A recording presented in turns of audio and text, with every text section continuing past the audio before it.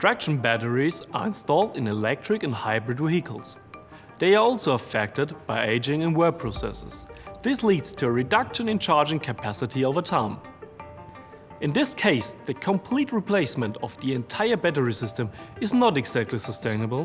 When replacing individual defective modules, on the other hand, the risk of a renewed failure due to the modules not being replaced remains.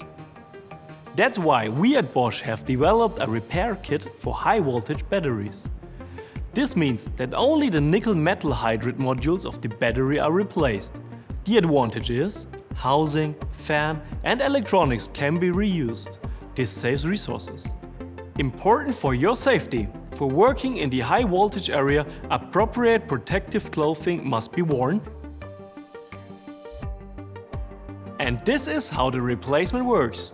When it is installed, the voltage of the high-voltage battery is measured first. In the next step, the high-voltage battery is de-energized and checked.